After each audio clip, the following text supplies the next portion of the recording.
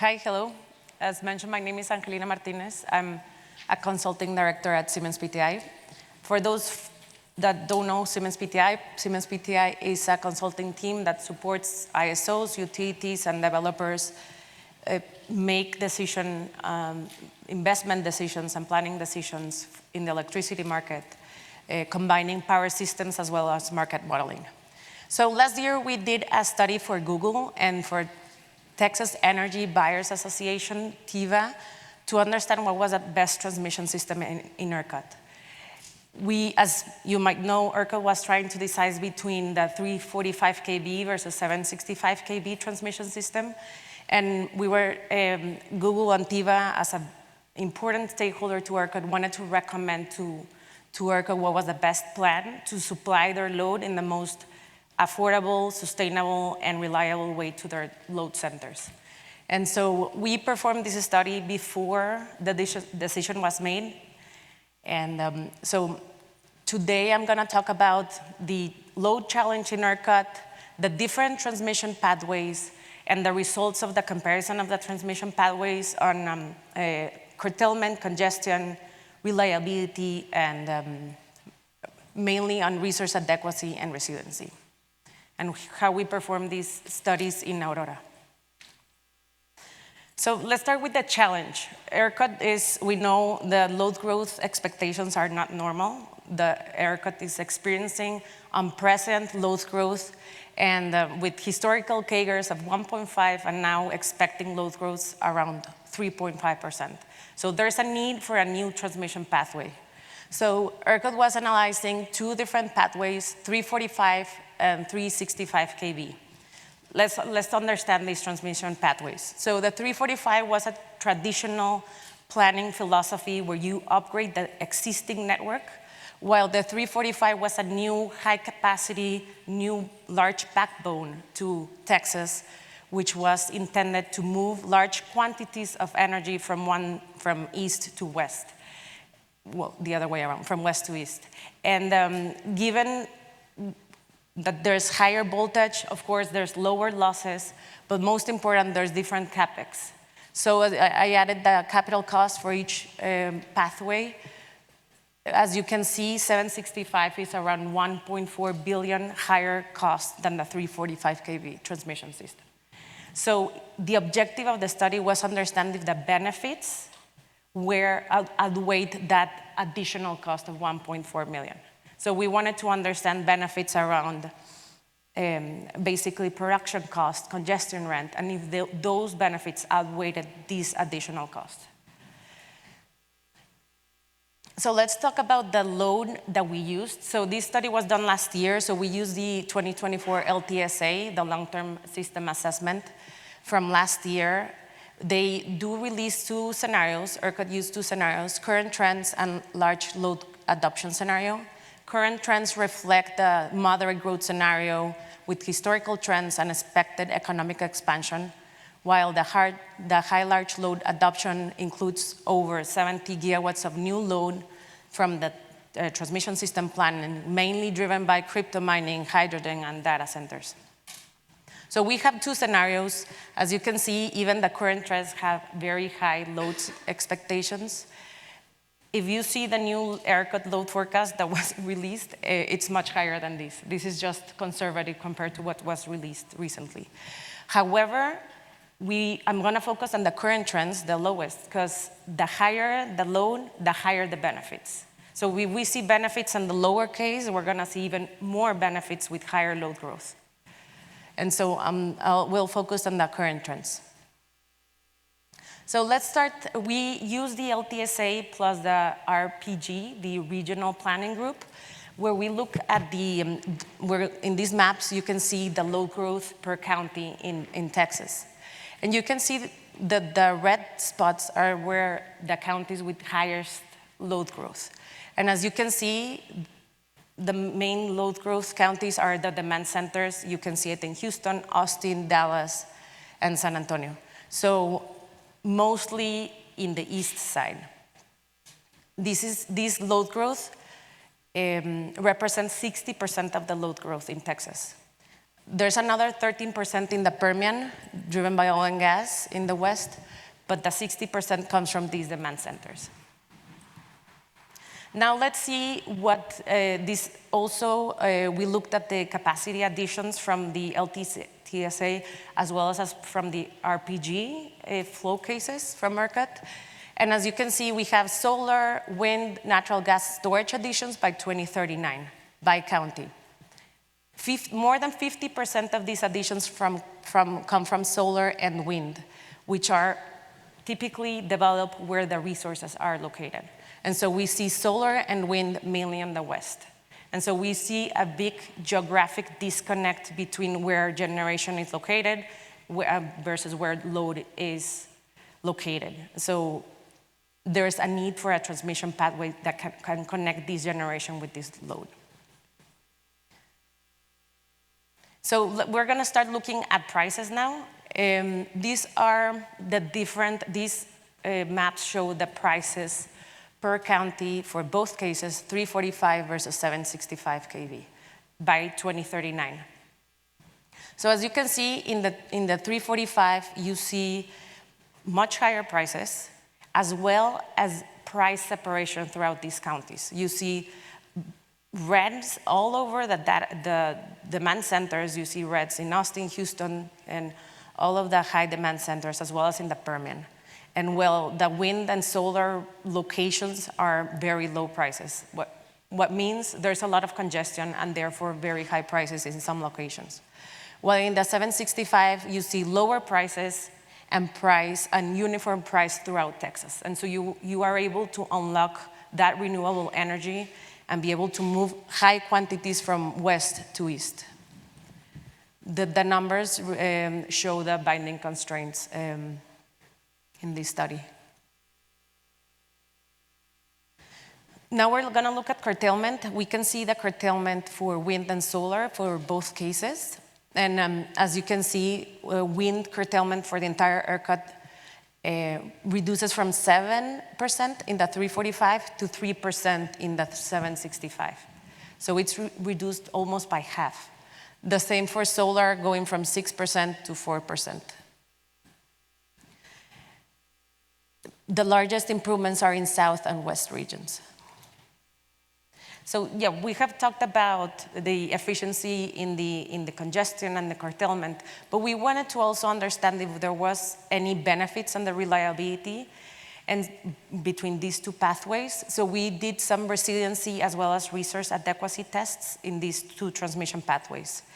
The difference, resiliency, is how the system reacts to low probability, high impact events, while resource adequacy is more if the system has enough energy to supply that load under normal and stress conditions. So we did stochastic analysis for resource adequacy. I'm going to start with the resiliency. So for the ones who live in Texas, we know that we have been having blackouts for the last 6 years every year. It's crazy. And so we studied the typical events that we've been having, and we see heat waves, winter storms, and hurricanes. Each of these events affect the system in a different way. Yeah, all of them increase the load. Yeah, that's easy to analyze. But they have different effect in the generation and the transmission. Heat waves, they do reduce the wind generation during peak hours due to still air conditions, but does not have an impact as the winter storm. What happens in winter storms, there's significant thermal unit outages. There were around 40 gigawatts of offline capacity during Uri in 2021. And then for hurricanes, we don't see impact on generation, but we do see impact in transmission outages. Okay? So I'm gonna focus on the winter storm because that study was done in Aurora.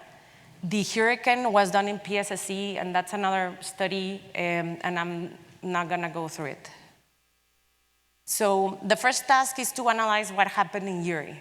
Uri was an unprecedented event where 36% of the total capacity had outage, And in the past, ERCOT was expecting around 10% based on the last 3 events, but not 36%. These outages are mainly driven by generation failures and lack of procedures to maintain the generation available under extreme weather conditions.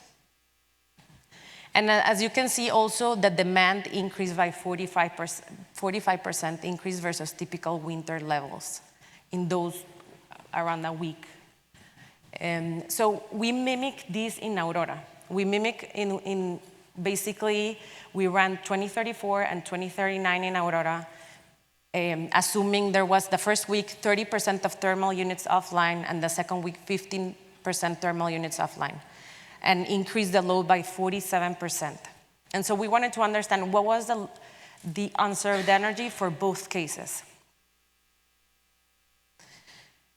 When we analyze both cases, as you can see, the unserved energy is very similar between those 2 cases. So the key point here is that basically, even with high transmission capacity, cannot compensate for that lack of unavailable, insufficient generation. And so the result is there was no improvement on the generation outage event between these 2 cases, 345 versus 765. However, when we did the resiliency study for the transmission outage event in PSSC, we did find benefits in the 765. Now, I'm gonna talk about how we did the resource adequacy in Aurora. So we did a stochastic analysis where we modified the main drivers that affect unserved energy, which was energy demand, thermal outages, wind uncertainty, and solar uncertainty. So basically, we modify these inputs 1,000 times using the CDS or unknown tables in Aurora, and run the 1,000 draws in both cases, and understand the unserved energy for both cases. When we look at the results, very similar findings. There's no improvement on the unserved energy between the 765 and 345. We are still seeing around 10 hours per year of unserved energy, which is the typical standard for ERCOT. So I'm gonna go to the conclusions. So the conclusions, basically, we divided the key points between affordability, sustainability, and reliability. For affordability, as mentioned, we do see lower prices and lower congestion, and therefore we have lower production cost, lower consumer energy cost, and congestion rent for the 765 kV transmission pathway. But as mentioned at the beginning, what we wanted to understand if those benefits outweighed the additional cost of the 765. And so we did a cost-benefit analysis where we basically understand the net benefits divided by the net cost, and we do see a 2 to 5 times, which means the benefits were twice or 5 times more than the additional cost of the 765. For sustainability, we did see a reduction on emissions, around 27 million tons of emissions reduction, and mainly driven by the reduction of curtailment and therefore more renewable energy in the 765 kV pathway. And for reliability, we did see an improvement on the transmission-driven event in the hurricane when we did the analysis in PSSC. However, for the generation event and resource adequacy, they had very similar performance between both pathways. So at the end, what the key point in recommendation was to recommend a 765 kV transmission system to ERCOT. They did that after 2 months. They did approve this transmission system, which is the approved one and the one that is moving forward. That's all my presentation. So open, we have still 5 minutes for questions.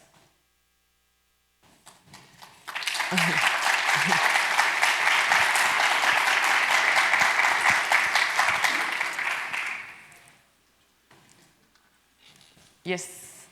So I would like just to ask, you just mentioned about you ran some stochastic analysis. I don't know if you guys can hear me, but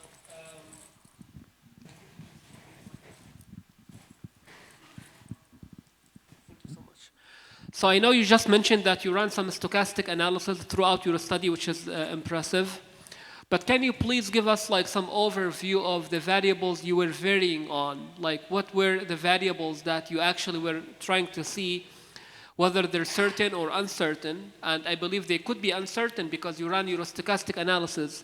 So I'm a little bit curious to see what those variables are and how they played a key role in the whole study. Yeah, that's a good question. I went very quickly. So we look at energy demand.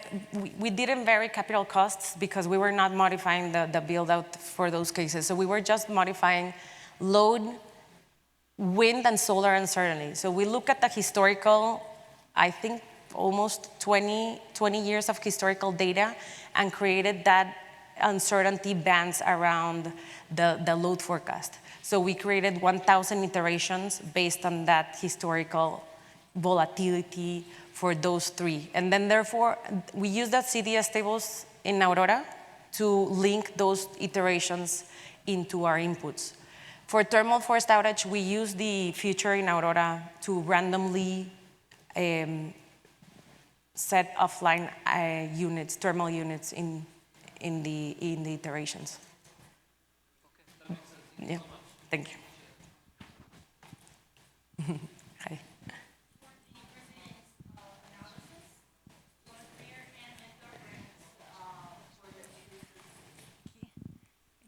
So just for the resilience analysis, for the two different KV systems, were there any difference for their vulnerability to different impacts, like the mean repair time or the scale and magnitude and probabilities of being impacted by a single weather event? There was, for the winter storm, which is generation outage driven, there was no difference between them. For the transmission outage event, which was done in PSSE, there was benefits in the 765, which basically the transmission demonstrated better system performance during those events. Thank you.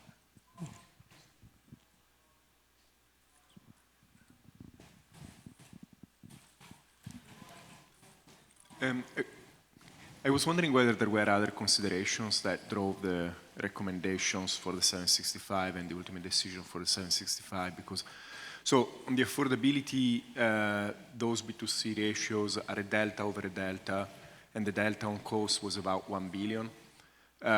So the benefits are significant, but they're not, like huge. Then on the load shedding, results were similar. PSSC 765 performed better. I was wondering whether, like these quantitative results were really what drove the recommendation, or whether there were also additional consideration that ultimately drove that decision for the 765. Can you repeat the last sentence? I was wondering if there were other considerations beyond these quantitative results, which are not like stark per se. Whether there were other considerations that went into the decisions to go with the 765. Yeah, in reality, the key point is that you can unlock all of the renewable energy in the 765. That was a key main point for this study, and as you mentioned, we stacked all these benefits in our study. I know ERCOT did a similar study that might have other benefits too, but these were the ones that we analyzed in this report. We did also, talking about that, we also analyzed the GTC improvement in the 765 of the panhandle, and so how the limits between the transmission system, and we did that in PSSE. And so there was also an improvement on the amount of energy that you could move from west to east.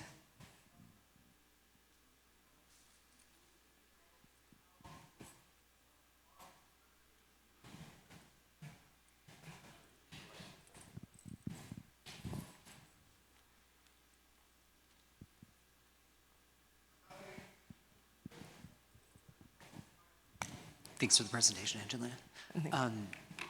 I was curious, do you think if you were able to add generation in response to the transmission changes, do you think that would have made the benefits go up or down, or?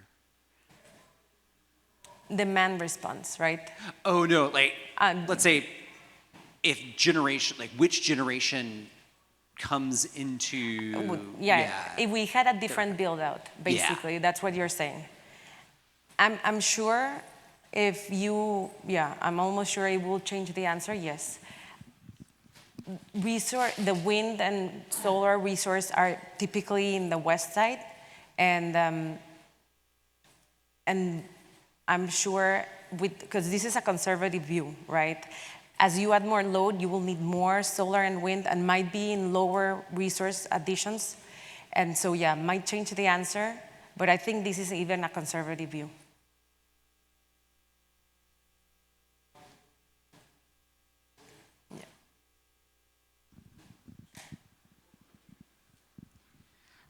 I saw somewhere in the slide deck that you mentioned LOLE Yes. modeling. Could you speak more to what you did there and what the results were? In reality, we analyze the reliability metrics in different ways and loss of load expectations. And mainly what I'm showing right now is unserved energy. And that's what we're analyzing, how many megawatts are lost in each of the different pathways. Okay, thank you.